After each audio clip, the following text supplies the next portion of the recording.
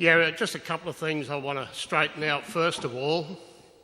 And we believe the Word of God is the truth. I've heard a few things that theologically here today I'm not that don't sit right with my spirit, and I want to explain them to you. First of all, we see Watto up there with Carlton, you know.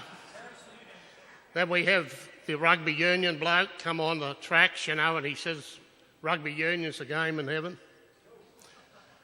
We had somebody talk about the Raw. Man, I haven't got a garden, but I go out and watch the cement rather than watch that. And then you got rugby league. Well, theologically, it's clear to me that it's the game in heaven. There's absolutely no doubt about that. Well, you got 18 running around the field in Australian rules, all chasing something. They're not sure where they're going. They don't know whether they've knocked on or whether they're going backwards. It's all a mess. You got soccer, they've got 11. And it takes... The Raw have won, haven't lost for 32 games. But some of those games have been draws, nil-all draws. It's not how many games they've won, it's how a draw. Now, if you have a draw in soccer, that to me is like sitting on the shelf, you know. And you know what Jesus said about that? You can't have a foot in each camp.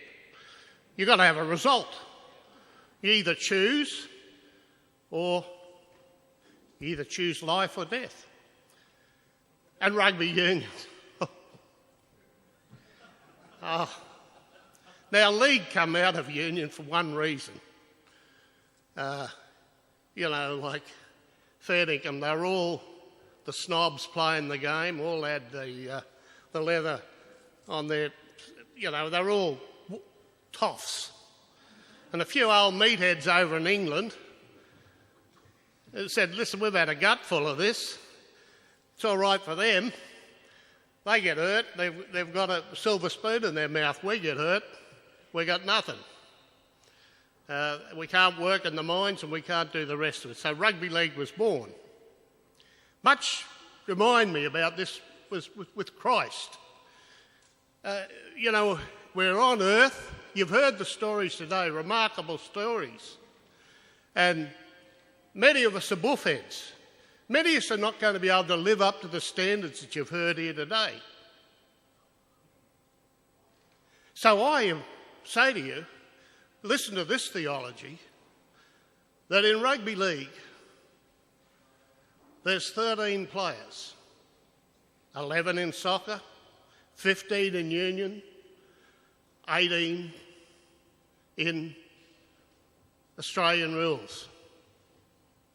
Jesus picked 12 buffheads. Have a look at them. Fair dinkum, nobody would have been interested in them. And he was captain coach. So there's 13 in the side.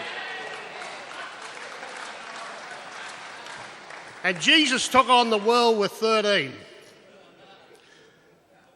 Now, if you played in the early days like I did, you know, you didn't have a replacement rule. Well, they knocked Jesus off, they put him on the cross. And so they were down to 12 players. And one of them went and hung himself. And so, you know, they're down to 11. Well, I remember playing with 11 one day, and we won. We actually beat South Sydney when they were the premiers in Sydney. They had 13 internationals, and Killarney, who was our coach, said, out on the field, he said, the first fellow to throw a punch gets a bottle of champagne. He said, the first fella to get set off gets a case of champagne. Well, they were both gone by half-time. And we ended up with 11 men on the field and won the game. You see, rugby league is the game in heaven, but it's a demonstration of life, I believe. And I'm all for sport. I even watch rugby real. He's got the half liking. No, I can't go Carlton. You know, I'm a Western Bulldogs man, you know, and Lions man, and you know, so I do love the Australian rules. But in our lives here today, there's a lot of things that we're going to love. I've got a couple of things going up on the thing there. They are. Hey, mate, hand your machine to me and you'll get nowhere. I don't even know how to use the phone properly. I say to my son, who's with me today, which I'm just overjoyed about, hey, son, how do you get this thing to work? You know, and my grandchildren, when they come over the house, how do you get this TV to work and everything? So I'm not much chop at that. But men of the shed that you're here today, we have had a great day. But it can't stop here. I've been around now for 67 years.